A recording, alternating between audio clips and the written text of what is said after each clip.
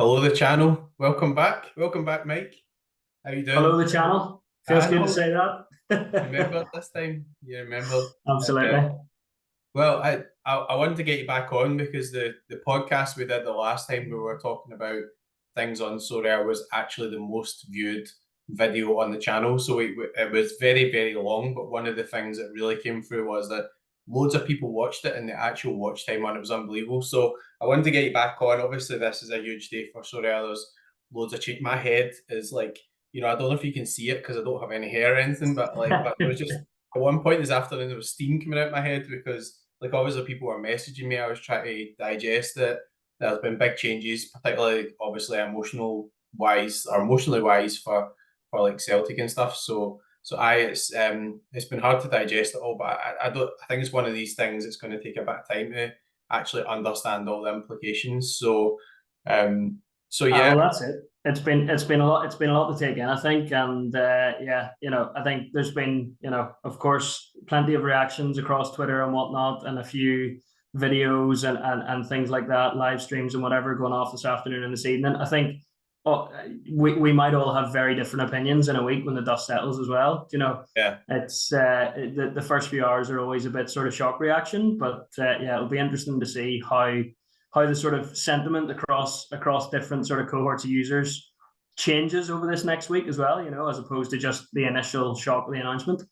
Yeah, I mean, I was trying not to put anything on Twitter earlier because I was thinking if I say what I'm thinking just now, I'm going to get fucking banned from Twitter. So like, I'm going to get banned from Sorare or something because obviously you make those kind of snap reactions. Like you look at the divisions, Celtic's in the lowest division. How does that shake out? How does the segregation of different divisions work and everything? So basically, the format for this thing is we're just going to share the screen, pull down the roadmap, go through. Obviously, we could end up spending discussing this for hours, so I just wanted to go through the roadmap, go through the different parts. We can discuss it together, and then we'll come to the end. I'll put that off and see if I'm not greeting about Celtic anymore. Sound good? Sounds good to me. I'm sure we'll Right. have yeah, some similar opinions and some different opinions. So let's Yeah. see who can win Always. the other one over. Right. So, share screen. So that's available on the site. That's good. It was late as per usual. So I think everybody was like, I was driving at the time actually. So it was one of those, where were you when the roadmap came out? But On the road. I was on the road, so I was driving. I still don't know why they put an alien in it, to be honest. I don't know, but No, somebody was saying that that wasn't was quite massive. sure what that was. Wasn't sure if it was meant to be a microphone or what, but Yeah, yeah. I think part of that is probably my head and my earlobes, but I can't claim to be in a video like John Nellis has. So It could be you. Were you over in Paris last week? Is that what you were driving back from? You were doing a bit of modelling for them. That's why yeah. they were late. It's a good job I wasn't in Paris this afternoon when I seen Celtic were in contender because there would have been a foot right up in Nicholas Julia's backside at that point. But anyway, let's move on. I was like, I'm just being honest. So, ambitious. Well, the one thing I would say before we go through this is they've definitely not gone cautious anyway. I mean, there's whether or not we agree with the decisions or they're tough business decisions or it's a rejig or it's throwing things up in the air in terms of what people have to do in strategy. They have definitely just actually went forward with a model of okay, that wasn't working. This is what we want to do, and it's almost like a new game. If that makes sense. Like within what we're doing, it's just so different. What do you think? It's quite it is, it's quite drastic on the face of it, and like, I think as we were saying there, it's quite a lot to digest right away. Mm-hmm. I think I haven't managed to watch the whole thing just yet, but I was just tuned in to Nicolas Guy and Dan doing their video, and the messaging there, the three key things that they were sort of driving home, which is something that I've spoken about for a long time, is simplicity, rewarding the best people in the game, and showing a path to progression. Yeah. I you Did you know say simplicity there? Sorry. that's it, right?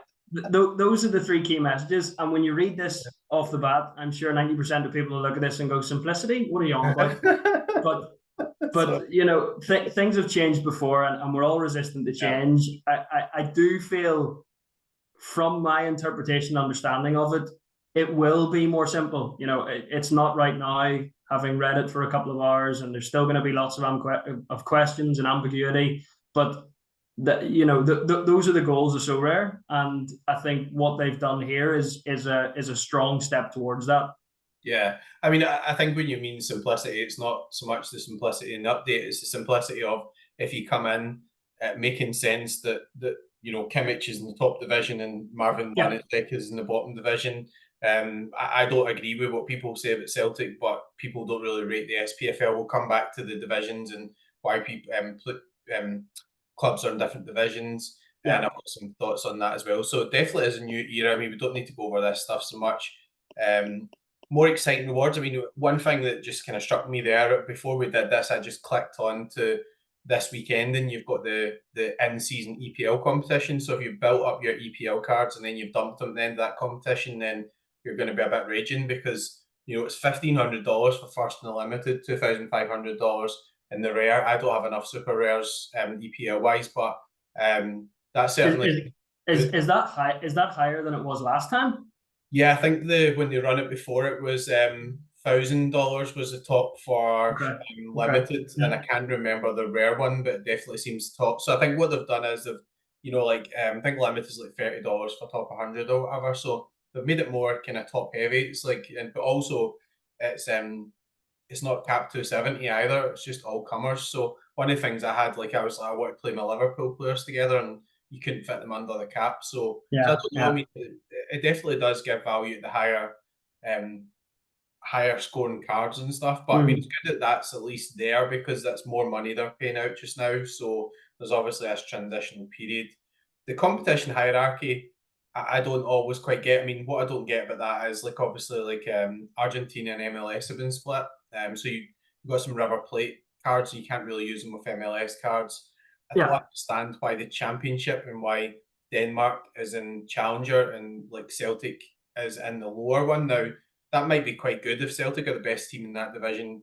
You can win more Celtic cards next season. You can win prizes regularly and all that stuff, but it does take away the kind of you're able to have that all-star where you can dream of winning a Jude Bellingham or whatever. Although Celtic have been buying a lot of young players, so I'm glad to see that there's still an under 23s. But we'll come back to that because I think my most favourite part of it is this kind of progression thing as well, because one of the problems with people coming into Sorare is I've got a big gallery and they've got to compete against me in a lot of these competitions every week. So I think it does make more sense to do it in divisions. Well, obviously, you need to get down to the nuts and bolts of it. But, if you've got a team and they're struggling to beat the Celtic team, for example, but they're still a good contender team or whatever, but you're in a division below me, you'll still maybe be able to win that week, and then you'll move up. And then if you're doing mince, as I say, then you'll be able to move back down and people will find the levels and stuff. So I can see where that's going because it means that you can win within your own division, but it rewards people who play in the top divisions. What do you think on that side? No, I definitely think both the sort of hierarchy and the progression makes sense. So if we go back to the hierarchy, I mean, you get googling and there's a few different sources, right? So I think Sorare said they went with Optas, which is based on a club coefficient or a club ranking, and then they've obviously sort of split it like that. So I think there were a few raised eyebrows when people saw the likes of Denmark in there, for example, in Challenger, and then some of the other leagues that are maybe more popular amongst the Sorare community in the contender division. I think, I mean, it's going to take some adjusting. I think everyone we've got between now and August to sort of plan, strategize, buy, sell, what we want to do there. But I think it makes sense. One of the things they said in the video as well was in respect to historically up to now on Sorare, if you have a smasher of a player in Challenger or Asia and they get a move to a Champ Euro club, the value drops, you're gutted because they're probably going to be coming off the bench or they're not going to score anywhere near as well as they did in their old leagues they were in. Now that Sorare have fixed that, because what it should do is, hey, all of a sudden that card is more valuable and you should be rewarded for scouting a player in a lower league. And that then player then moves up into the Challenger and then into the Champion, and I like it from that progression standpoint as well. Yeah, I mean, I do like it, but the only problem I've got with Denmark in the Championship is you look at SPFL, there's a full league of a license there, I know a lot of the teams maybe Yeah. aren't as valuable, like, but Heart Stacks and all that sort of stuff. Rangers, Yeah.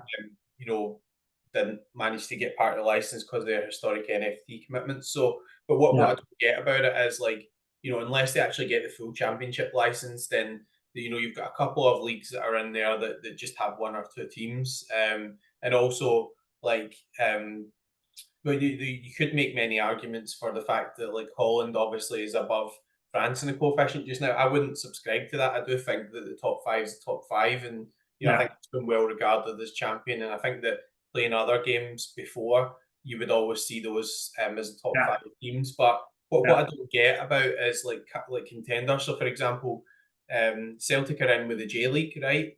And it says that in August that there could be notice given that teams might move about there.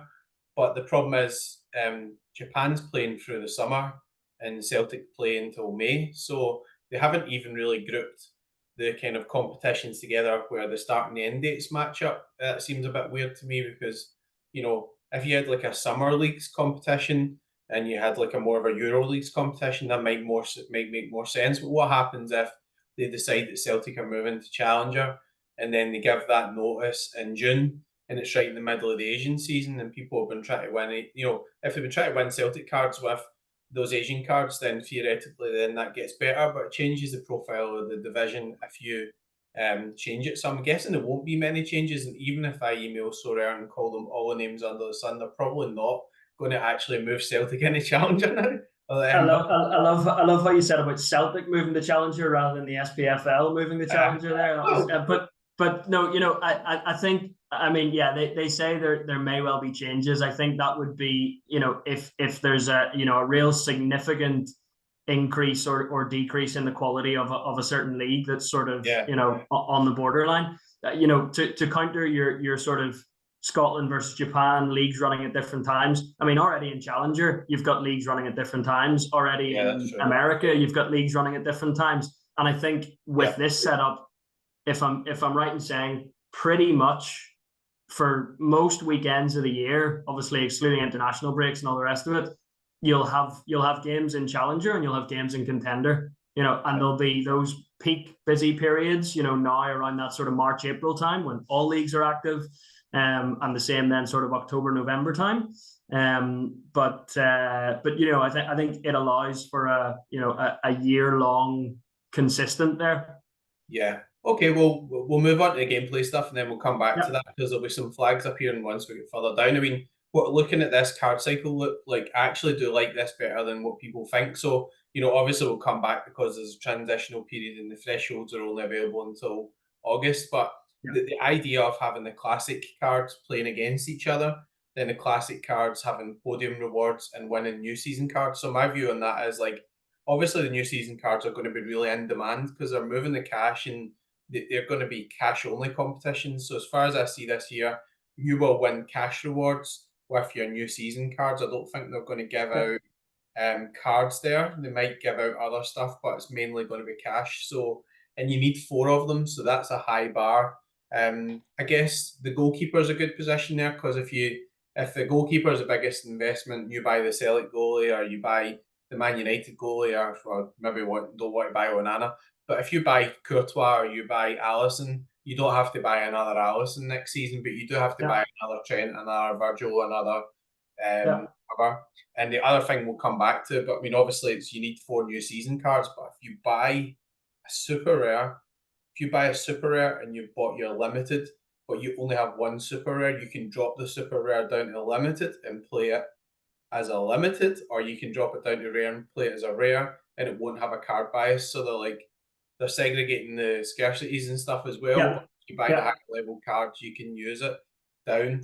That is all uber interesting to me because, obviously the problem with, like, say you've got a couple of uniques, you can't play them with other uniques because you don't have enough uniques or whatever. They're all segregated into different divisions now, but you can drop them down and play them in a super rare, but they don't actually overpower the super rares. So those super rares will find their own value. Because, like, enter super rare division and somebody comes in and they've got the Bruno Fernandes unique or whatever, and you're like, well, all right, how am I going to beat that? Probably recently been too bad. But that sticking to this concept of the card cycle loop, it's quite interesting. I mean, like so you've got two ways to get the new season cards. You can win them with the older cards, so they still have utility and stuff. But you can only win podiums, so it's going to be jackpot style, but mainly cards. But then also when you have those competitions to win cards, those cards are going to lead you into want to play in the in-season competition, in whatever way. So, what's your thoughts on that? I mean, I do find that quite interesting the way they've done that. So if I remember, and I don't know how long ago it was, but I actually it might have been around the time of the announcement of the Premier League winter competition initially. But AJ put out a tweet because I quoted it in an article, in terms of this loop of how it makes perfect sense. Old season cards win new season cards, or current in season as Sorare calling them, and then the in season cards win you the cash. So I think it makes a lot of sense. I like it. I like where it's going. I think there's a few things here. So one, the simplicity thing from a UX perspective now, essentially you're going to have duplications. You're going to have two of every competition. The champion, and if you're entering multi-entry in the champion, you might have a team in Division 1 and Division 3 and Division 4. Yeah. And you might have that on the classic side, and you might have that on the new season side. So how does that UX look, and how intuitive is that going to be? I think Sorare have a job to do to educate people like you and me who spend far too much time on the platform. Will get it quick enough, but those who those newer joiners, or those people who are sort of getting to know it, it needs to be intuitive. It needs to be sort of pointing people in the right direction. But I like the loop. I think it very much makes sense, and as people have known from the past and the way I've written about things, like Sorare's a business. At the end of the day, they need to make money. Right now, their only revenue stream, or okay, they take the 5% secondary fee or whatever, but their core revenue stream is selling new cards, and they need to sell new cards every year. And we buy a card this year if it's a young player, and we know that there's going to be X minted of that card, and we know that that card's going to come out next year, and the year after that, and the year after that. So that's what I think about the loop. I think it makes a lot of sense. I like it. And then you mentioned about the higher scarcity being able to play down. So that's for someone like me. So I'm right now, I think I've got 6 super rares. I think a couple of them are in uncovered leagues. So call it 4 super rares. So I enter Rare Plus or Rare Pro. Don't do very well there very often, but I've always often got a team in there. So I don't have a super rare goalkeeper. I've never played super rare Cap 240 or any of the super rare competitions. So for me, I'm sort of in a little bit of limbo as to what to do with those cards now. Do I stump up and try and build a few more super rares, or do I just assume that, hey, those super rares that I have, when they've got a good fixture, essentially in my head now, they're going to be rares, and I can just play them in the rare competitions. That's something to sort of evaluate and weigh up over the coming weeks. I don't know where to start with my gallery, honestly. I don't. I mean, like, it's been a fan, like, I've always been quite all-star based, so if I could put a combination together, I wouldn't be thinking about champion or challenger. I would always usually prioritize all-star, but yeah, I don't really know on that. I mean, certainly would say that, like, excitement wise, like, we'll come back and see if we can get through the whole blog, because I know we're going to be here about, and also we'll be here all night. Yeah, the Celtic teams just come out, and Brendan Rodgers dropped Navrocky. There's no Palma in the lineup. Furuhashi's been dropped, so there's too much to think about just now. But anyway, I have got one full 5-man team out, so let's hope Celtic do the business. So yeah, I mean, there's going to be crossovers here as well, because in-season cards going to be interesting. Like, say you look at Challenger, like, River have just come out, and River are being minted just now, and like Sorare are minting like Palmeiras cards just now, but they only started towards the end of last season. So that in-season thing's going to be interesting as well, because they've got to be fair to people in terms of how they run in-season competitions. I guess that the Brazilian league is going to be coming back like April or May. April time, yeah. Yeah, but what do they do then? Do they just say, well, we've minted all this Palmeiras stuff, and you've not actually had many games of them, and we're going to go into the new season Palmeiras? So, because the new season, old season delta now is going to be quite important, and I guess if we're aiming at August as well, if for older users who have this season's cards, they'll want the new season cards to be late, but Sorare will want the new season cards out in August because they want people to buy the new season cards and they want to have the old season and the in season. So in season just now for the EPL, but what happens then when we get into like the first round of fixtures? How many game weeks are you going to have? Could be quite cool if they just said, right, the new season cards are coming out, but we're there could be some sort of crossover there. It's not like you need to buy them all for this weekend. Because what I'm thinking is, like, say they whack out all the new cards, right, and there's an EPL competition, to get 4 for that weekend is going to be bonkers. I mean, it's going to be like 3 guys playing against each other or whatever, particularly if multi-entry, because you just have all of the kind of guys who have stored their money up for that or whatever.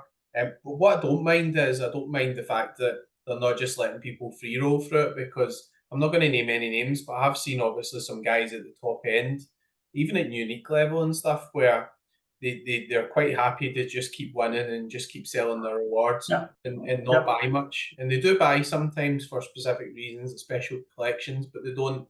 They're quite happy to try and say, well, I've got a big gallery and I'll keep winning. Now they can still win new season cards and they can aim to play that way. But I think it kind of still does work, but they're not going to be able to win all the best cash rewards. So I mean, more cash. I mean, that I think is one of Sorare's biggest challenges is when someone becomes let's not use the word whale, right? But let's say an accomplished player of the game who's winning regularly and is climbing the scarcities and doing well. To get those people to continue to spend is crucial for Sorare. I mean that's Sorare need to do that. And need to incentivize people to continue to spend. I think on the in-season stuff, if they're trying to launch things right off the bat early August when the leagues kick off, it could be a scenario where a significant chunk of the supply just goes out early doors, and we as Sorare users from the last couple of years, we've been used to a fairly consistent issuing of supply over the course of the year, but that might change, and we might look at things a little bit more like Nicola and team love to refer to things being more like real life football, and we might look at things a little bit more like transfer windows. So July and summer is where we as Sorare managers do a lot of our business, and December, January is where we as Sorare managers do a lot of our business. And if Sorare see that as it might not be as steady revenue, but if they get those peaks and troughs, particularly if they get those peaks and it works for them, then maybe they've built that in, and that's part of their thinking. I mean, I think that the problem just now is that as the season goes on, the cards become less valuable because you have less utility left, and also the cards sold at the start of the season have a higher XP as well because the XP increases. So if you get to just now, at some point soon, unless cards are playing at the Euros, you're going to have this crossover period where people will want to buy MLS cards and stuff because they run through the summer. So, I think this is quite interesting because right off the bat, they're saying we need 4 new season cards. Now, if you can't afford any new season cards, you've got a couple of options. You can keep playing and hope to win enough of them to play. If you do win one of them, and you just want to keep playing the old season competitions to win new cards, then you can just sell that into that demand. Because when these guys enter those competitions and they're winning their cash, then they'll want to win more cash or they want to enter another team, but they won't win any cards. So they'll either then want to use that cash for the older cards so that they can win more cards, or they'll just want to use their cash to buy additional cards. The only thing I don't like is I think the bar's quite high. I mean, to have to buy 4 new season rares. If you're looking at EPL, Liverpool, Man City, they're all very expensive. You're talking about thousands of pounds in rares, so I find that quite interesting. But if they do become thousands of pounds themselves, you will be able to win them. So I think that works well because it feeds into the old season cards. So I'll not be playing the unique level, but I mean, if uniques explode and Matt O'Reilly goes to Atletico Madrid and somebody wants to give me 20 grand for Matt O'Reilly and he's under 23 next season, then fire in. No, you'll just be building yourself a La Liga team now for competition there. Build it around him. In the Celtic shirt. So we're going to have Premier League in season. And what I found really interesting here is you're going to have Premier League, La Liga, Bundesliga, and Champions.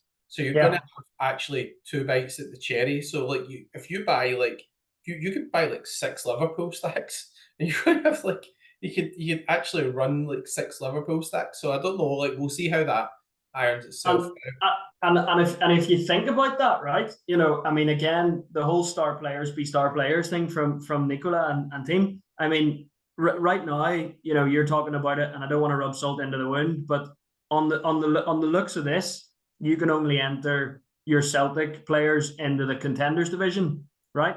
Someone who owns and that means all the Celtic cards that are minted in supply will go into the contenders competition. Or under 23s. or under 23s, right? Yeah. Or the special weeklies that are going to come as well, which I think, there's definitely a big focus and impetus on the special weeklies and blah, blah, blah. We can get into those. But the Premier League, La Liga, Bundesliga, and Champions, there's 4 divisions or 4 different competitions there.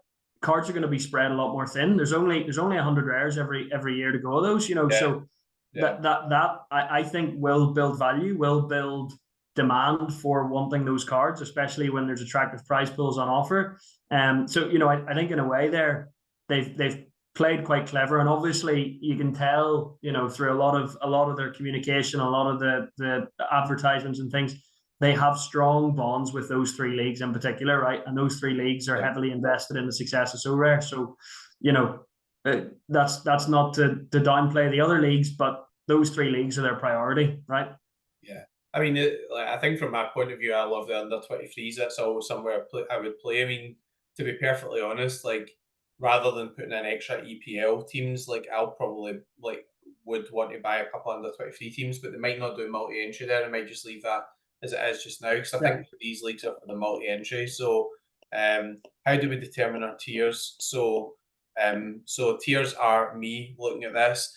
So we've got Champion, we've got Bundesliga, La Liga, EPL, Serie A, and France. I mean, like obviously, I didn't ever think that a French company would downvote France into challengers, even though they weren't actually in the top 6. So I don't think there's much of a talking point there. I think a bigger talking point is challengers, and as a big man used to say, contender ready. That's probably gladiators. That's probably, I know, big gladiators, contenders ready. So I mean, my initial reaction to this is obviously Denmark only have that Diddy team, Midtjylland or whatever you call them. I think the English flag there is for the championship. It must be the championship, right? Yeah. Got Eredivisie, MLS. I don't know what the feck that is. Is that the Turkish league? That thing. Belgium and Turkey are those 2. Right. Yeah. So I mean, honestly, like Belgium's pretty similar standard, I would say, to the SPFL. But what I don't get about that is obviously so you chuck Denmark in there or whatever, but you've got SPFL's fully licensed pretty much. Championship is a weird one because Leicester and Leeds and Southampton go down to the Championship and you can't mint the cards, so that they don't have any current season competition. So that does this hint that perhaps with that being quite a big league in terms of money and the hype in terms of getting into the EPL, that they might just actually pursue a championship license? I mean, possibly. I mean, I don't think we need any more cards on the platform just now, but I don't know on that. Brazil's there, so that would suggest to me that it's not going to just be Palmeiras, right? We're going to have Mineiro. They surely must have more than Palmeiras. You would have. They might have more. You joked about moving France out. The one that I guess the one pain point is that they don't have the Ligue 1 logo along there. They've got the other 4 logos, but they've got to use the French flag. I think if you look at Challenger though, so Eredivisie, MLS, Jupiler, and the Turkish league. What's that? So MLS, I think, is there 30 teams in the MLS? 18 in Eredivisie. 16 in Belgium, 20 in Turkey. That's 70, 80 teams there, plus 2 or 3 from each of the other 4. So, there's a significant chunk of teams there. And then the contenders, there's way more logos or way more badges there, but actually a lot of those smaller leagues, Peru, Switzerland, Norway, what's that? Oh, Russia. There's very few covered sort of licensed clubs in there as well. So actually from a Sorare minting Mexico, perspective, Argentina. I mean, you'd be laughing that I done my rewards video and I got someone from the Ivory Coast and I was like, ugh, Irish, and then it came out Odilon Kosonen. So you get the Superliga, we've got SPFL, K League, the K League license back. I mean, I don't know. I mean, like obviously that's still going to be pretty competitive. It just feels as if Celtic have been demoted. I mean, my feeling with it is that okay, we're playing against those other teams, and doesn't look as if there's much of a scope for them to be promoted to challengers. I mean, like there might be more money in Turkey, Fenerbahce, but Fenerbahce that much better than Celtic, and Celtic drew with Atletico Madrid to beat Feyenoord.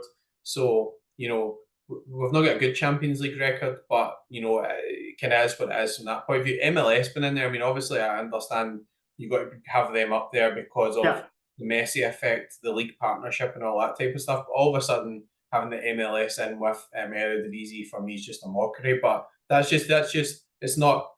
What I don't like about this is that Sorare's always been a global game, right? So when I've like building my Celtic collections or whatever, I'm thinking, well, I can play these in all-star competitions and I can potentially win these top stars from other leagues. I would still be quite happy getting Celtic cards because they're doing well. I'd be happy winning Joey Veerman. I'd be happy winning Trubin, whatever. But like, I can't win Trubin in that division. I can't win. So we've got Portugal in there. I can't win the Feyenoord guys or whatever. I can't win Messi. And also, you have other competitions and stuff like, maybe it'll be solved in the special weeklies because these are weekend competitions, right? But your midweek competitions, people would put all sorts of fun teams out. You've got like somebody's playing a Jude Bellingham with a Messi, and that's kind of part of the romance of Sorare, right? It is. It is. Yeah. Put that person with that person, and it's this kind of global game. What I feel as if here is that it's been pigeonholed back down in its level. We've got a Premier League license, we've got to maximise that, which I kind of understand, but I don't really get also why they had to change the regions so much. Because I mean, Champion hasn't changed. You could have just added an EPL competition. Obviously the All Star is the All Star, and it's going to be aimed more at midweeks. Under 23s. Well, the All Star. I mean, that's the thing.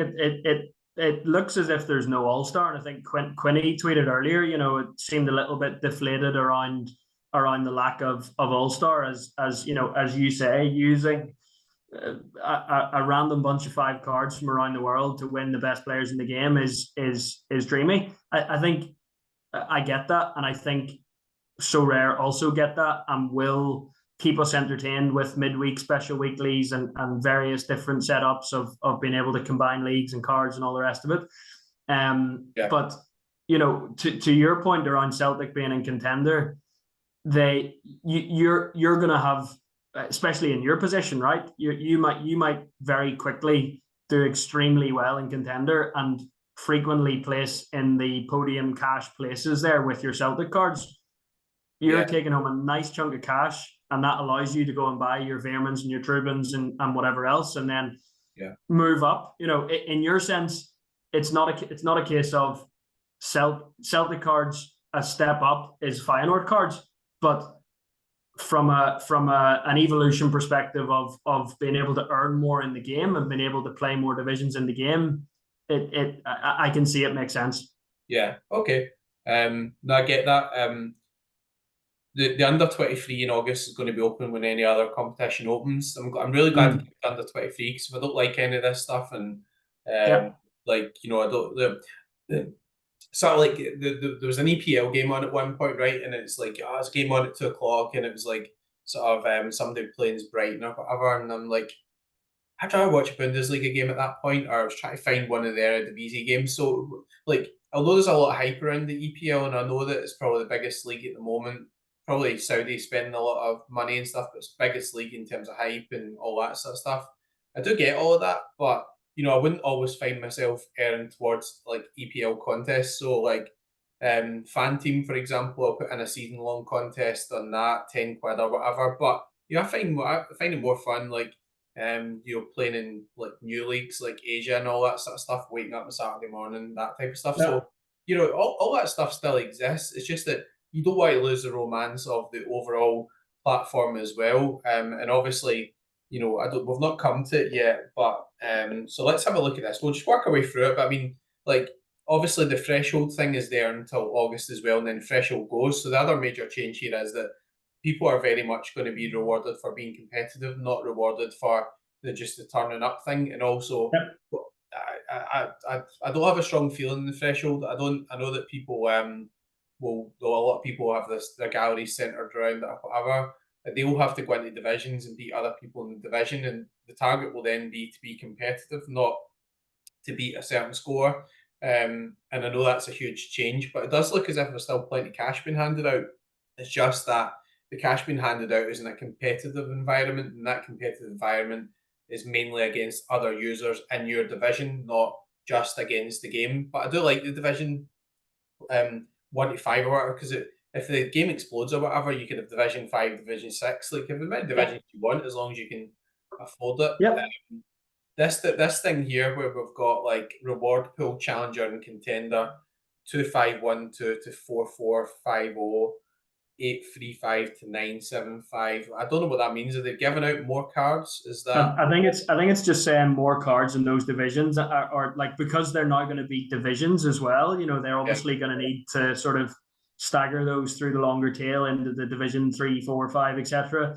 And if there are no longer cap competitions which are giving out cards, you know, it's an element of, you know, reallocating those cards to there. Okay. Going back to your, you know, we'll probably touch on threshold at some point, but going back to your discussion there around more of the prize pool being, you know, reallocated to you know, a competitive structure and a player versus player or PvP side of things. I've been banging that drum for a little while. I think as many will know, you know, last year, first of all, Sorare probably paid out of as a percentage of their revenue too much of what they for. I mean, I guess they forecast better revenue than they landed on, but the payouts were too much. And that was a big result of 75% of those payouts being via thresholds, you know. And the thing about thresholds versus prize pools is prize pools are a fixed cost, right? It's set, you know, we know what that pool is going to be for the next X number of months. Whereas thresholds, as the user base grows, it's just going to increase. It's a variable cost for Sorare, and it's an uncontrollable, right? And I don't want to be harsh on, you know, we've all seen the tweets and the people complaining about, you know, getting rid of thresholds and, you know, we need this, that, and the other. I don't want to come off too harsh, but everyone has had it a little bit too good for a while. And I'm not blaming the users, actually. Sorare, I think, sort of made things a little too easy for people. You know, I think intentions were good and you know, the landscape looked a lot different 12, 18, 24 months ago.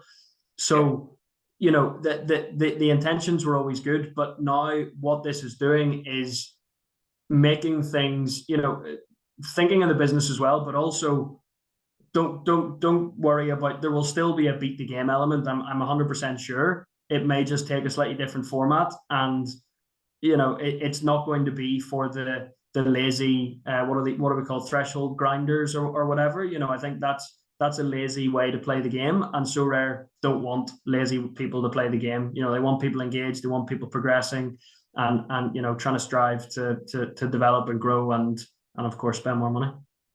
Yeah, I get that. I mean, it's an interesting one because obviously the smaller galleries will say, well, they do kind of struggle to compete. That's what I do like with the divisions, because you know, if I've got quite a varied gallery and I'm always got an entry in Division 1 or mostly entries in Division 1, then those people don't need to really play against me, and they have to beat their peers. And what I don't like about the threshold is not so much the fact they give out the money and stuff, that it doesn't seem to support card prices, because they brought it in limited and limited just crashed, and like you can basically like within like 6 or 7 weeks or whatever return your whole investment, and that's never going to be sustainable for a game.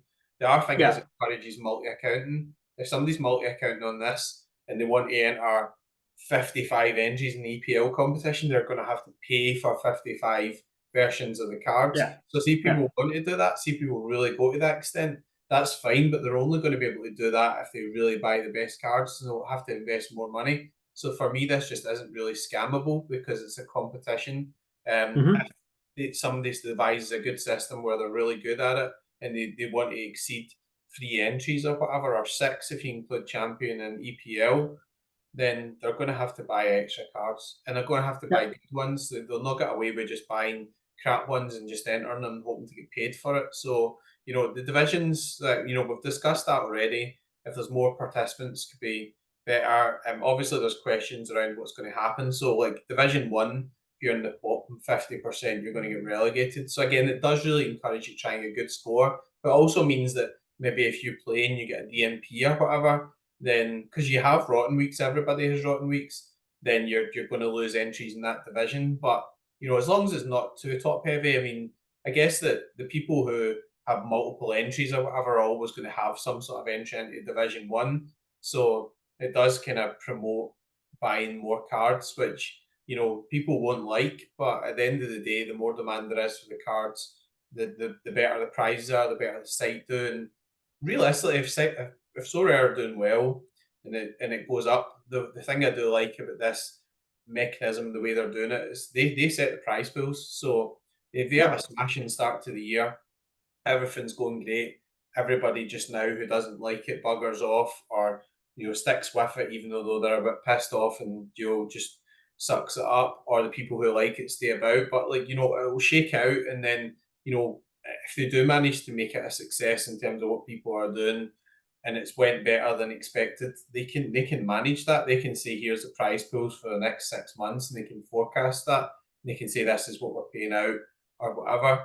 And also they can forecast that, but they can forecast that in a healthy way, because you hit the nail on the head earlier. We know next season they're going to sell more cards, and with this format, they might even want to just mint out the full thousand of EPL cards, because there's going to be huge demand for those. You would have thought.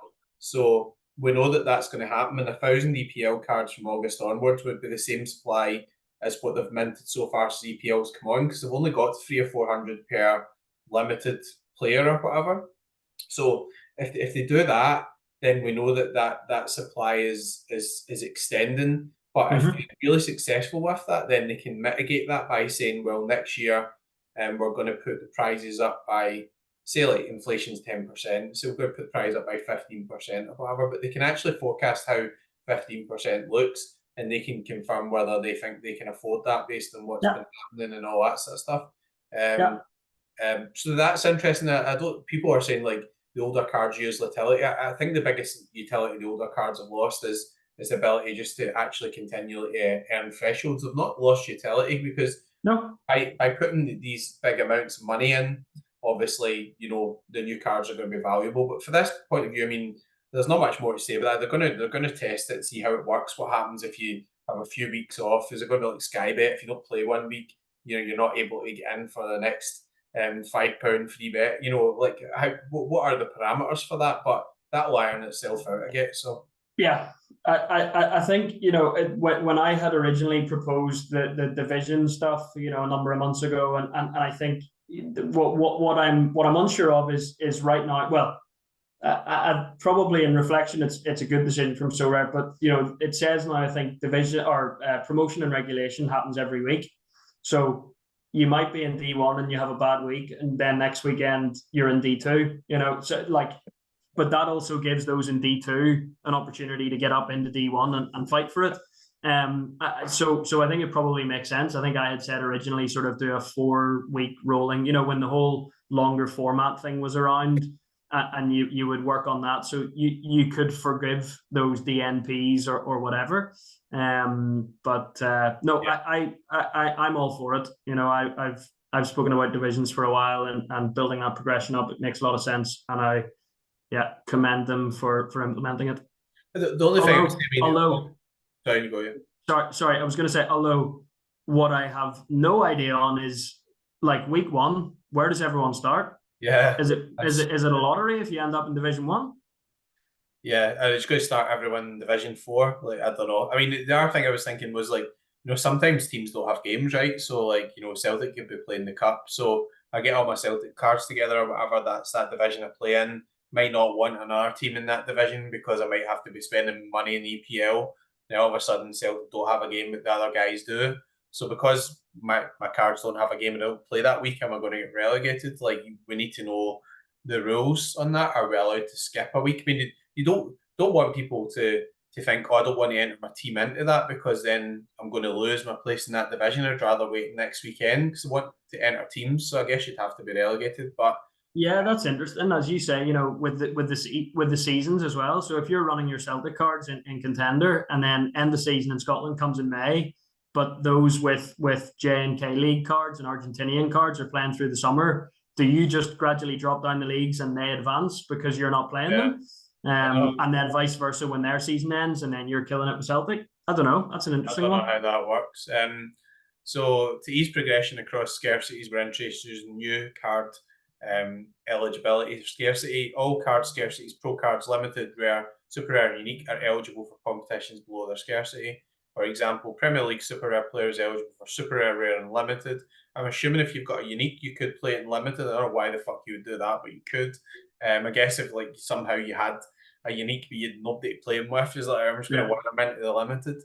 Yeah. Scarcity bonuses won't apply where the card is in the scarcity competition. So I think the other thing to take away this is we've now got segregated divisions as well. So if you get a super rare card, you can use that super rare goalkeeper or a rare goalkeeper card.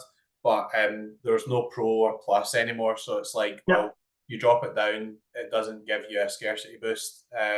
So that's pretty interesting. I mean, like it's going to sort of shake things up from a certain point of view. I mean, obviously, like I can't even look at my gallery just now. I just don't know how I get my head around all these changes and plan. I'm just going to try and keep winning where the Celtic manager doesn't shaft all my midweek entries. But that's really interesting. So, if for example you've got like something happens or whatever, and you've got your rare stack or whatever, and you just there's somebody missing or whatever, but you can't afford another rare, you could actually just drop it to limited and play it as a limited or whatever. Or Yeah. you get a super rare, you buy a super rare stack, you get 5 Liverpool players, Salah buggers off to Saudi Arabia or Salah's injured. If you don't have the money to buy the other super rare, you just buy a rare and you drop that down and you play in the rare division. So I don't Yeah. dislike that. I just it's like the uniques were like obviously they had the unique power or whatever where they could play in the unique competition, but also you could use them in the super rare competitions. So that was Yeah. kind of a plus point for them. But I guess now you've just increased the utility of the uniques because somebody gets a really good unique, but they don't have the gallery for it.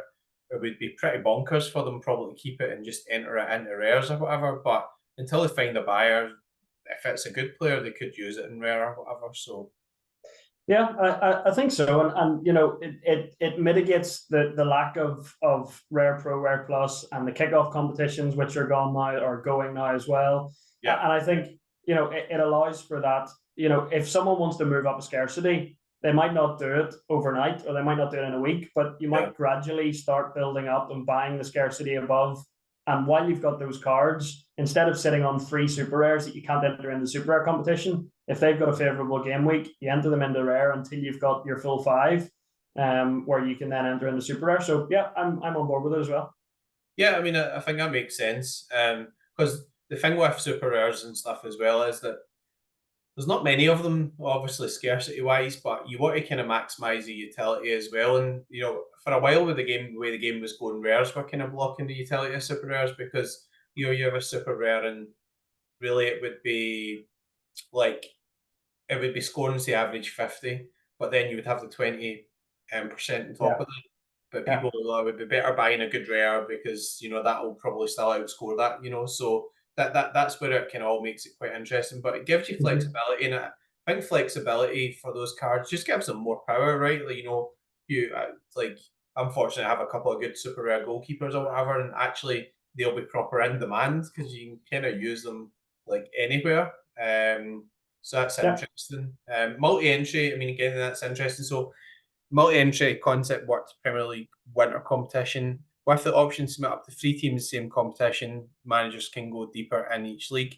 So I'm presuming that for each league that we're entering, you can enter 3. It doesn't say that you won't be able to multi-entry the under 23s or anything, but so that's going to be like a placeholder, right? So you'll have like Team Celtic 1, Team Celtic 2, Team Celtic 3, Team Celtic 1 will get into Division 1. So that means next weekend you'll have an entry in Division 1, but you'll also have teams where you can enter in the lower divisions.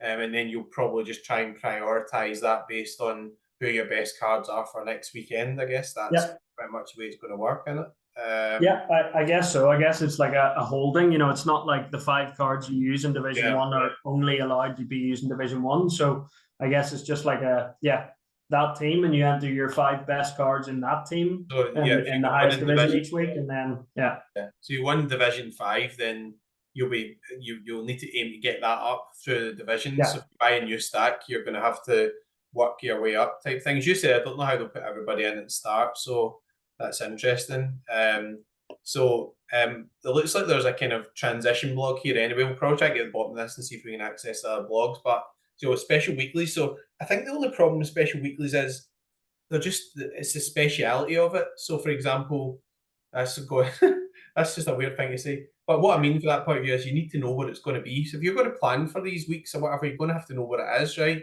So see if they're going to throw it out and say, oh, this week we're going to do an all-star, this week we're going to do that. They're going to have to tell people about that like a month in advance, because you can't really be trotting up on Monday morning and say, yeah, well, what we're doing this week is we're doing them over 32s or whatever. You're going to have to know about that a few weeks in advance. yeah, And also, if people really feel like they've been pigeonholed into contender and they can't win any good cards with it, and if you want to maximise the value of those cards, you're going to have to say, well, actually, in that midweek when the Champions League's running and the MLS is running, we're going to do an all-comers, and this is what we're giving out. Is it cards? Is it cash? Is it whatever? But people need to know, because that won't bring any value to the cards if people don't bloody well know what they're going to have to win. So yeah. I don't mind this format, but what I always find is that we only find out the special weeklies like a week before, and that just isn't going to really bring enough Yeah. value to the cards.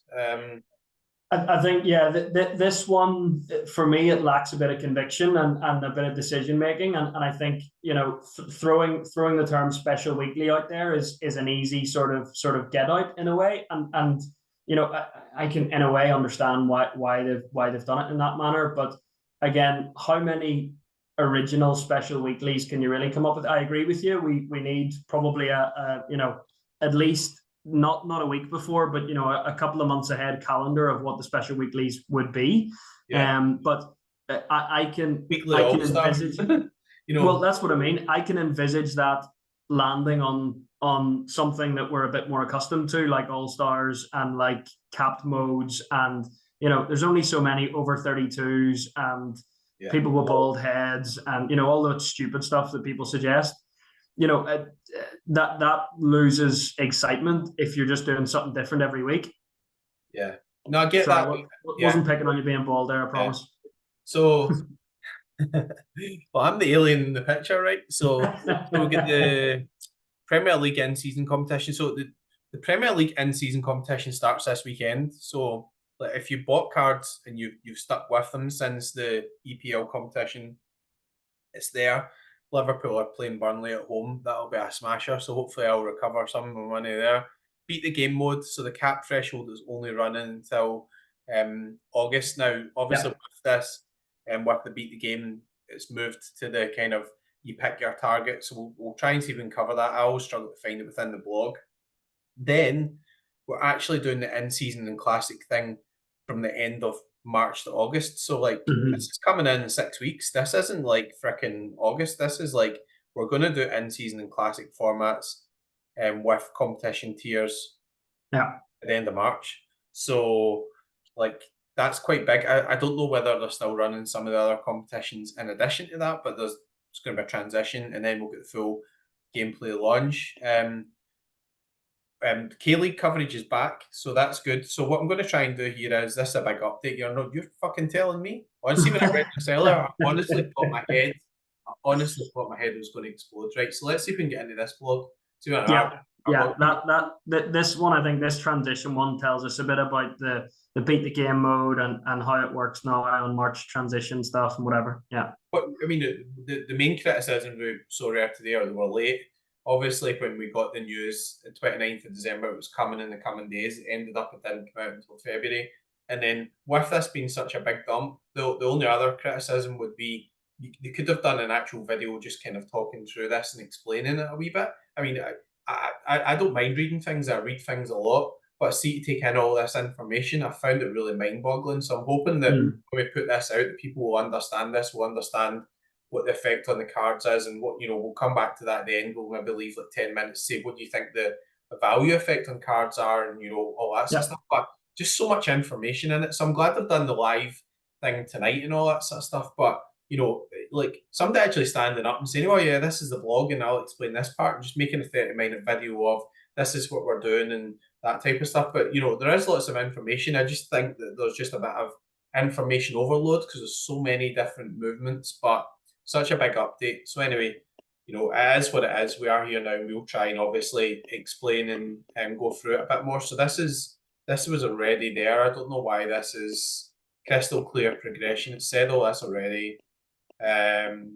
Transition. Yeah, so from here, transition. Yeah, so transition, competition structure. So you're not gonna have La Liga or Bundesliga then until August. You'll only have the Premier League one going. Yeah. So we've got what we've kind of got just now, but with Premier League is under 23 there. It must have the under 23. Yeah, it is with Creature. Yeah. So until August, we've still got a global All Star. So like, if you want to win like Jude Bellingham with fucking Naywan, then that was a Celtic joke because we never signed anybody in the window. Anyway, that's a bad one. I should probably edit that out, but I'm shite editing. But yeah, if you want to win Jude Bellingham with someone from the South Korean league, then you've got to do it until August. So that makes sense. The in-season competition for the Premier League is now reverted to the new rules. So this is different because you could get in with, you had to have like 3 new season cards for rare, whereas now they've changed it to 1. So it's like we're further on the season, you need 4. Yeah, there's more supply out there now, and they still want to sell some more in these last few months of the season, so it makes sense. Just to apologise as well if Mrs. fucking Naywan's watching. I never got over that when they done the thing in Sky, and it was it somebody from Scotland phoned and said that there was Aberdeen were signing your Marcel's Avon or something like that. They put it up, your Marcel's Avon, like everybody was pissing themselves. Absolutely. Anyway, the problem is if there's anyone outside of sort of Scotland, Northern Ireland, or maybe some parts of the UK, no one's going to get that. But, they won't know what Avon is. I know. Or gladiators for that matter. To explain to the viewers, people would come round with an Avon book and you would order stuff from it and they would deliver it. And so there would be people who sell Avon, and there was just a joke here. Ma sells Avon, that's your mother in the Queen's English. Your mother, brilliant. So in addition to season-long competition, we'll launch in-season competitions and classic competitions for the new tiered competition format from the end of March. Here's an example of the prize pools. Now, interestingly, they've said it's going to be $340,000 and champion or whatever. So that's the monthly prize pool until the end of the season. So they're going to run an actual monthly as well. Like, is that so? Or is that the actual? No, so my understanding of that is just it's combined over the multiple game weeks. So monthly prize pools are for illustration purpose only and may vary. And also scroll up because it also says combined classic and in season. So it'll be interesting to see how that prize pot is split. As we assume, we think majority of the cash goes into the in season, and then majority of the cards go into the classic version. So But we know there's going to be more like cash given out and stuff. So what they're doing is they're still paying out threshold, but they're going to put in an additional card and then cash. And then once we get to August, there's no threshold. So make hay when the sun shines. Whatever, do what you want, sell up, or whatever your plan is. But okay, I mean they've given an example here. So monthly prize pools are for illustration purposes only, and they vary. So total amount per game week, $17,000 unlimited. Top prize $2,000. Rare. Total. That's chunkier than it has been, isn't it? For like winning limited champ, like $2,000. That's significant.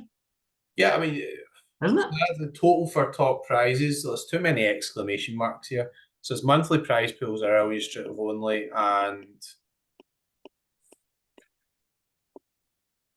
I don't know. I mean, it's hard to get the breakdown of the cash, but it seems pretty good. I mean, if it's the total prizes across the month.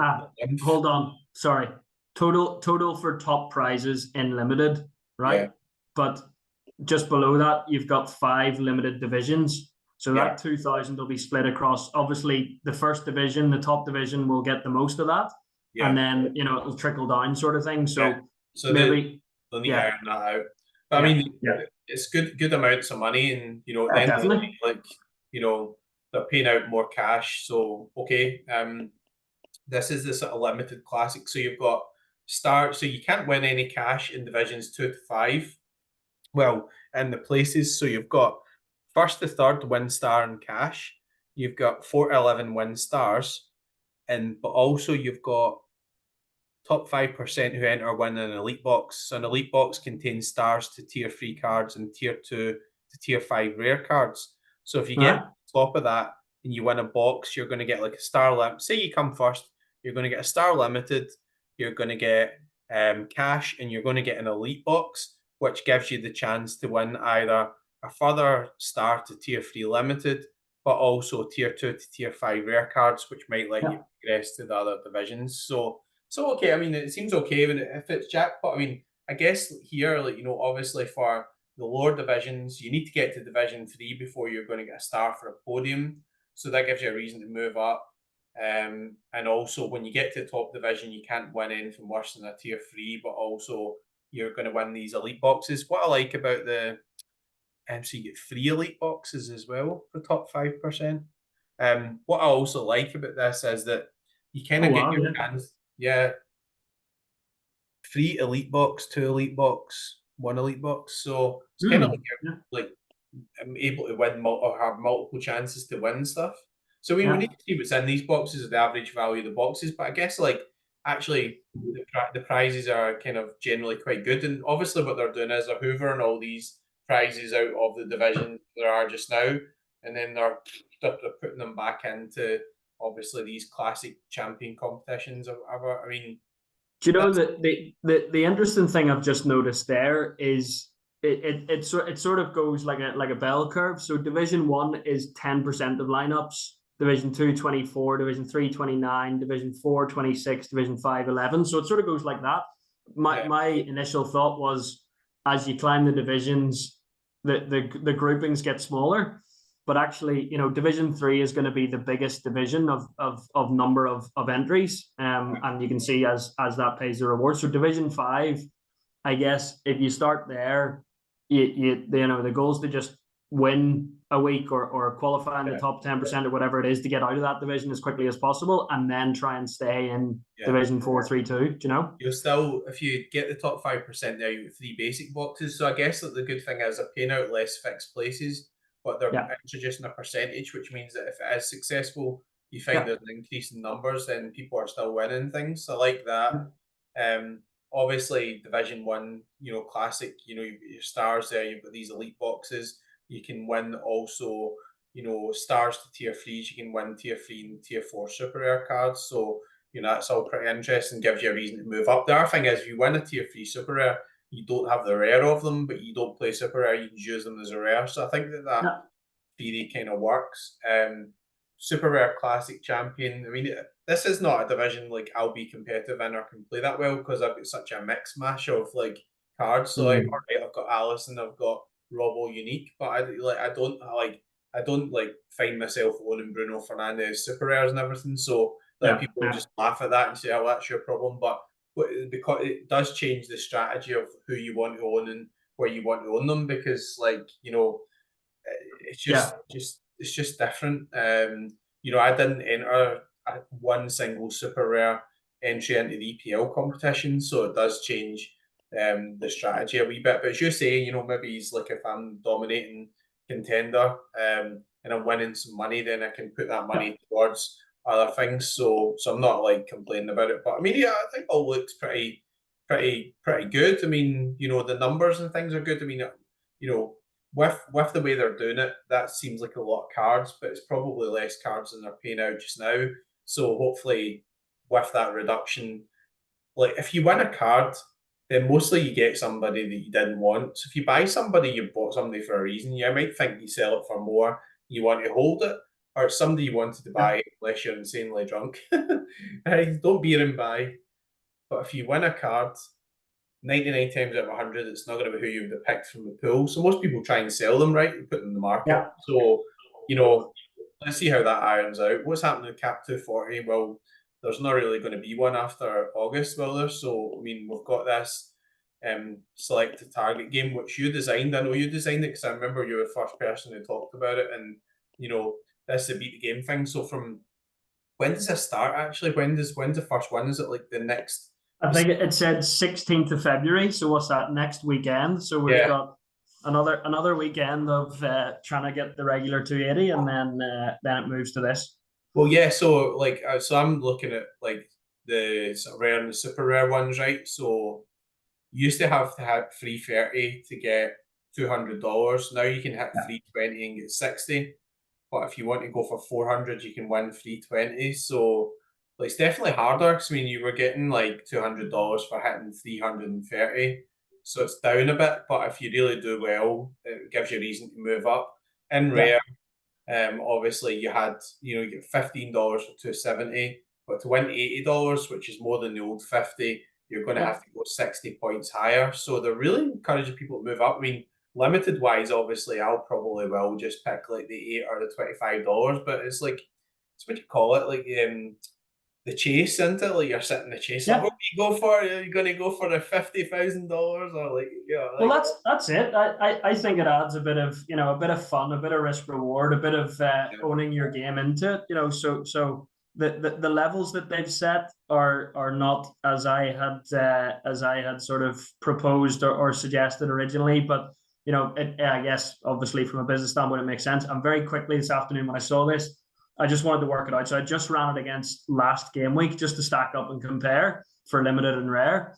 And of course, let's not beat around the bush here. Sorare have been giving out too much money via thresholds. So the idea here is to move that cash into the sort of other competitions and rewarding, placing higher in those competitions. So this reduces their payout. If the thing is, if everyone who hit those scores selected that target, so if everyone who hit over 340 points hit that target, and if everyone over 390 points hit that target, and if everyone over 270 points hit that target, they would have saved about 30%, but actually a lot more users would have got paid out. There's a hell of a lot in that 270 to 280 range, who just miss out on 280. And now all of a sudden, like that's a nice little carrot for a lot of people. Okay, it's in limited, it's 20% of what it was. In rare, it's a little bit less. But 270 is very easy now. Everyone's been used to 280, and people have been saying that's too easy. So there's still a way for those lazy players if they want to churn that through. But I can see a fair chunk going for the middle section, missing out, then trying that for a few weeks and then just settling on the 270 maybe. But it'll be interesting to see.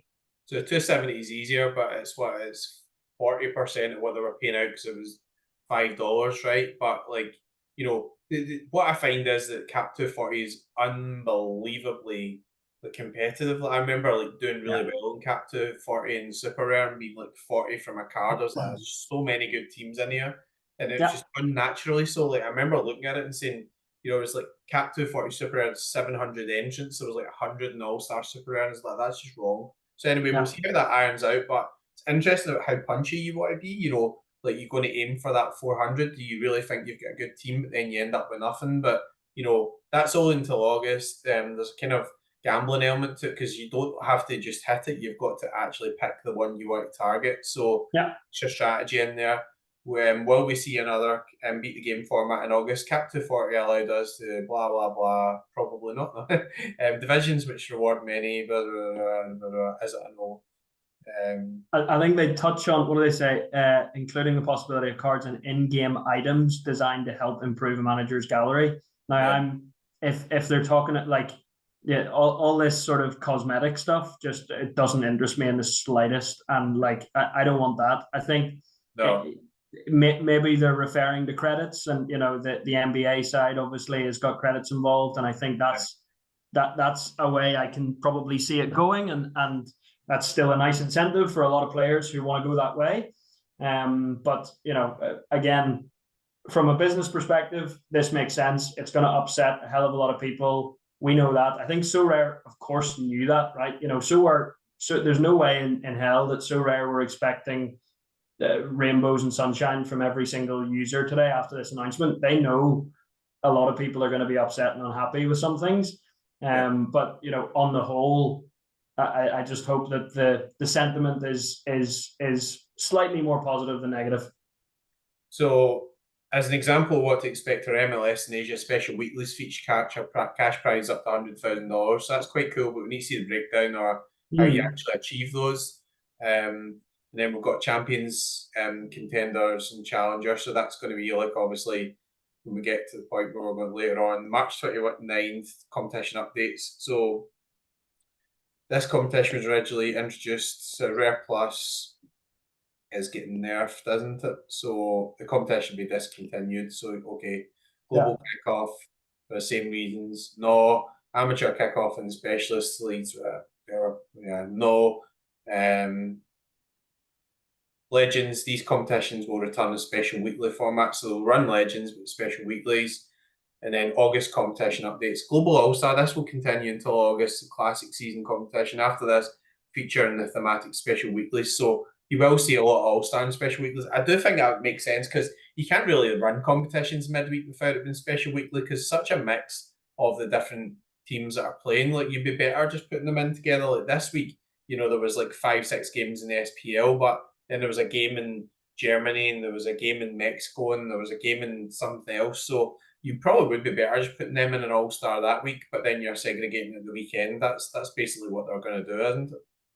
So So I think one thing that is somewhat, I think, maybe been overlooked, and again, I don't know, I haven't understood the whole picture yet, but when we're talking about all these classic and in-season ones, they're only talking about weekend game weeks, right? So mid game weeks, those competitions aren't going to exist. So Sorare are going to have to come up with a fair chunk, depending on how busy the calendar is during midweek.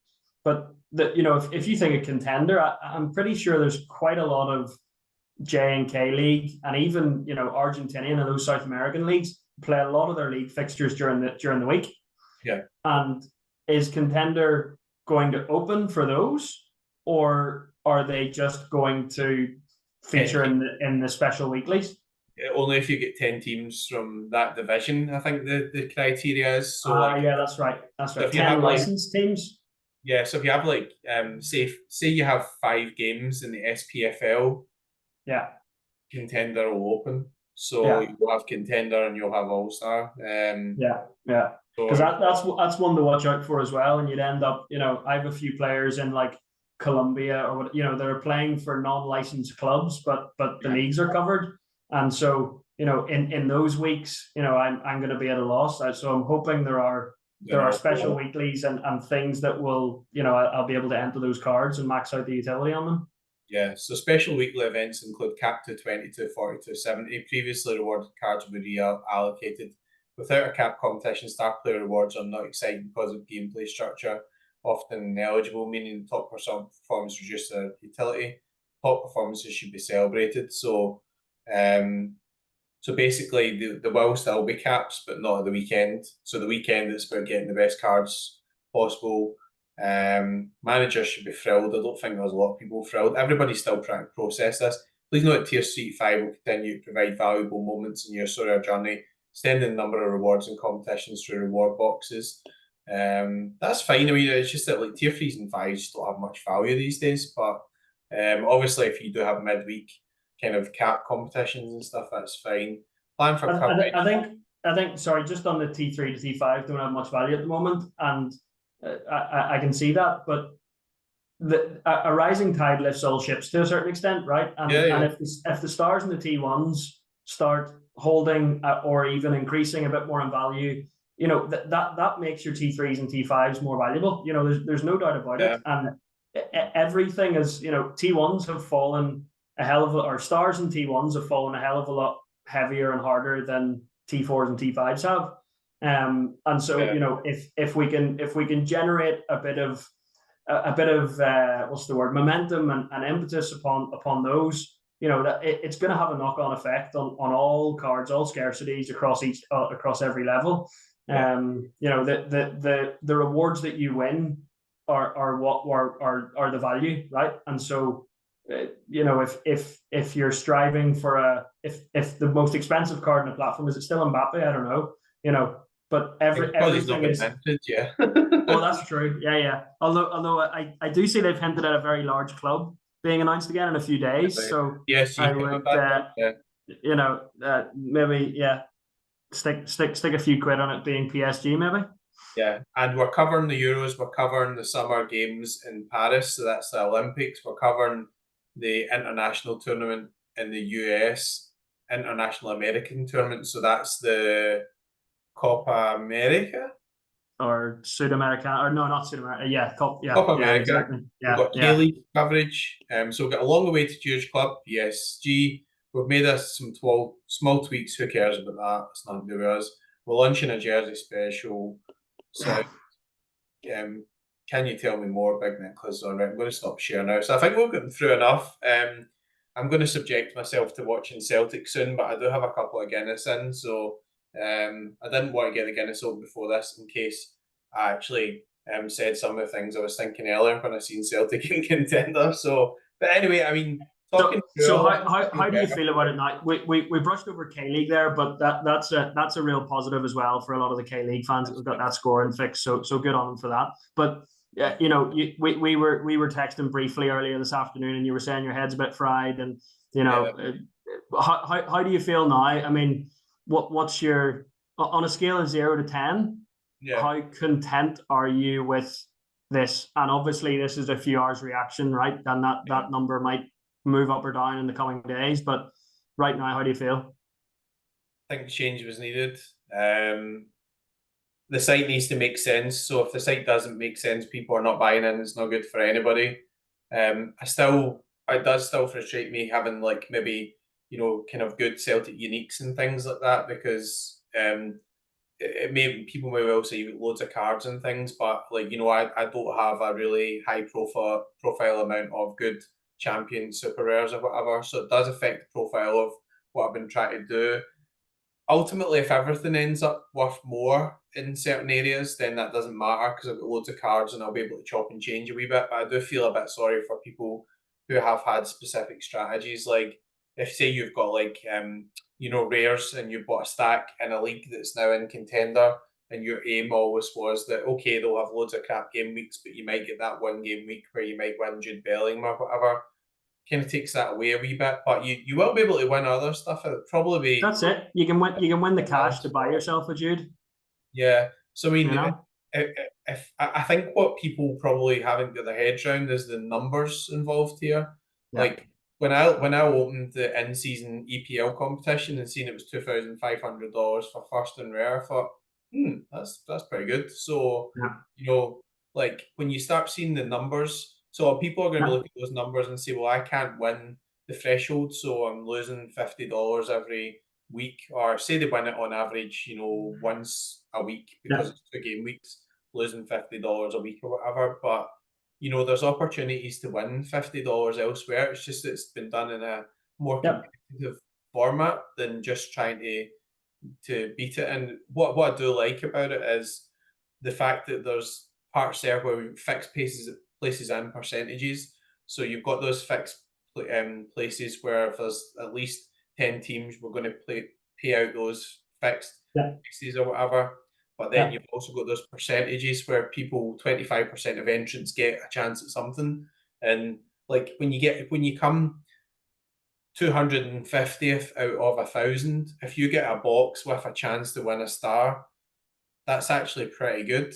So I like the percentage thing because when I started in Sorare like 3.5 years ago or whatever, it's not far off 4 years now, that's just bonkers. But at that point, the aim always was to pay out 30% of entrants, right? Cards didn't have a lot of value at that point, but it was in cards, it wasn't in like Ethereum or whatever. It was only Ethereum for the podium.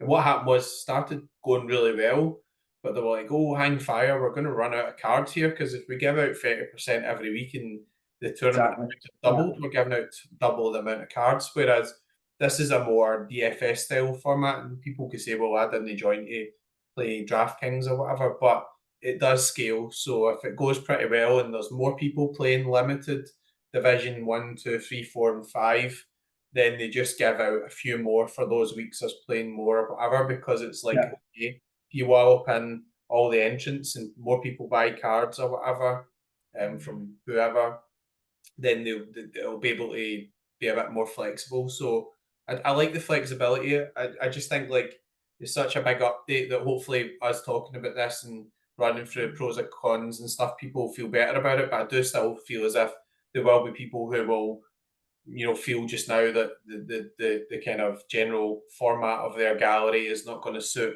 what's happening going forward. And I get that also you can say there's time to change your strategy, but you've got to find a viable Yeah. buyer for your cards. Like, Yeah, of course, Yeah, like, yeah. I think as you say, that those who might have a stack and then they end up in contender. I wouldn't actually say there. I would say those who can feel a bit, and are just in feeling a bit sort of deflated today, or maybe someone who's built an Argentina by MLS collection, and now Argentina and MLS are in two separate divisions, two separate competitions. So, I can understand they might feel a bit hard done by.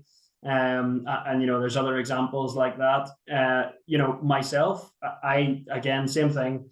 My gallery is so scattergun. Like, I have players in Norway, Colombia, Germany, second division France, you name it. And like, wait by I mean, I've no idea what I'm gonna do or where I'm gonna go, but I'm also kind of excited for it, and in a way, there's an element of like a fresh start. I think it's gonna be there's gonna be a hell of a lot of strategizing. I think if anything, we'll see quite a jump in secondary market activity in the next couple of weeks. There'll be a fair amount of buying and selling, which is always fun. And always, gives a bit of buoyancy to the market, which is necessary. I think, again, going back to Sorare's goal of what is it, simplicity, rewarding the best players in the game, and the progression part. Definitely think they've ticked the rewarding and the progression part.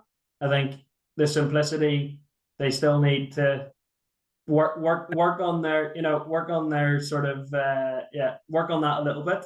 But I think, change is always complicated, right? We'll have our heads wrapped around this in a few weeks, and we'll know what's happening. It'll be grand. And there was a lot of build up to this announcement. Like, there was a hell of a lot of anticipation and excitement. And so, there's going to be a transition period now, and then everyone will forget about it in 3 weeks. I've been on other platforms, and I can honestly say that if Sorare came out just now and said we're doubling the threshold payments, it would make me more likely to sell up than anything else. That clearly isn't sustainable. I know that there's good examples of people who play the game and want to beat the game and want to earn their thresholds, and that's the only way they can progress because can't always afford it. But in the same token, there's also people taking the piss who have 50 accounts and they're just farming thresholds. And realistically, whilst people might feel that they are the people who are actually reinvesting that in the game, those other people who are farming it, are botting it, or whatever, or develop programs for it, are withdrawing that money from the game or selling cards to each other and scamming it. So the platform's got to be robust. And if there is a beat the game format, then that's got to be introduced in a way where it's not being drained from the platform. And it's more susceptible to being that now because you've got cash wallets and all that sort of stuff where you can, if you win 10 quid, you can withdraw it for 25p. So people are going to target that. So anyways, I'm going to go and I'm going to subject myself to watching Celtic again. And I don't really like the lineup because it's ruined pretty much all my midweek teams. But I've got one that's going pretty well. I was gonna say I thought the Celtic stacks would clean up this week, but I saw Motherwell stacks might give you a run for your money there after a performance last night. Well, that's not the issue. The issue is Novroki's not playing, Welsh is playing, Callum McGregor, Bernardo and O'Reilly are playing in midfield. Furuhashi's not starting. Palma's been benched, Maeda's back, and Nicholas Kuhn's in. So he's rotated the front three and also dropped Novroki. So that's pretty much killed off a lot of my teams. But I do have the full stack in Challenger Super Rare. So if that pulls through, I'll be pretty happy. But it's not really kind of gone the way we would want it to go, if that makes sense, unless Stephen Welsh turns to glass again in the first 10 minutes and Rocky comes on. So, although that's possible, Stephen Welsh has made of glass. But yeah, so anyway, thanks for coming on. I hope people have watched that, watch this, understand a wee bit more about what's happening. I definitely do, in my head, feel a bit better about the different avenues for using the cards and what I'm going to do. You know, it was initially a lot of frustration. And what I would say to people is, if you don't understand it or understand the implications, don't just go and just dump your gallery for 50% or whatever to traders, because often when they're buying at that price, they're only buying at a profit. So, you know, if you feel as if you want to sell up, show a bit of patience with it. Like, even list it yourself. Talk to us. We'll give you 55%. I don't have any money to pay 55%. No, it's true. Actually, I don't. Cards, but they're like, well, I mean, I had I won money last night. That was good, and I bought a Bruno Fernandes, and my main aims at buying that were like champion in the Euros. So I bought Griezmann last week. For complete transparency, I bought Griezmann. We had some discussions with Sorare, but I bought that card before those discussions. It was nothing to do with champ, contender, or whatever. It was because I was trying to get ready for the Euros, wanted a Griezmann. So so yeah, I mean, like, it's going to affect everybody in sort of different ways. But what I'm saying really is, if you're really reactive to this, earlier I felt horrible about it. I don't know how to value my Matt O'Reilly unique at the moment. You know, there's so many complications. Does he go to Atletico Madrid? He can still play in the under 23s. If he's at Celtic, he's in contender, but he's under 23 next season. So I wouldn't know myself how to value that just now. So if you make a snap reaction and say, yes, my cards are worth half, you'll probably be wrong. So I would suggest that either they ask somebody like you who can crunch all the numbers, or they just chill a bit and just let the market play out. Or if you've got threshold cards, just fucking milk it until August, and just get your money there, or use that whatever you want to do with it. Nobody's turned you off overnight, but there's going to be a real change in strategies coming in. And from looking at that now, they're going to bring in these new competitions at the end of March, but some of the existing ones are still running. So, you know, it's going to be a transitional period. It's not just changed overnight. So I do feel a bit better about it. And thanks to you, because I know you're not as emotional as me, because you don't have Celtic cards. So being able to speak to somebody who's actually a bit more sort of chill about it's been good as well. So thanks for coming on again. Good. No, thank you for having me. It's always a pleasure. And as you say, I think you said it a few moments ago as well. It's robust and it's scalable, and I think that's what I'm looking for. And that's that gives me confidence and trust, and enjoyment as well. You know, I'm really excited to start planning, strategizing, looking at lineup builders and what we can do here, and that's the game, right? You know, we're the engaged power users. I think now's the time. Once Sorare have the, I can expect from August, as we say, scalable. I'm hoping, and Sorare, I'm sure, are hoping that their active user base starts to ramp up. So yeah, as you say, good word of warning to tread with caution with what everyone does with their gallery right now. Don't be left behind if the train leaves the station. Yeah, no, I agree with that. It's just there's just so much to sort of take in. But anyway, I'm going to go. I'm going to grab a Guinness and I'm watch. Go and enjoy a cold Guinness. Yes, and I'm going to enjoy hopefully watching Celtic hammer the mighty Highbees. So hope I don't eat my best of luck. Best of luck. Well, thanks for coming on. I'm sure we'll catch up again at some point. Maybe do a sort of strategy show at some point, a couple of weeks once everybody actually understands what's happening. But appreciate the comments anyway. Have a nice night. Absolutely appreciate it. Good luck for Celtic. Thanks, buddy. See you soon. See you later. Cheers. Bye bye.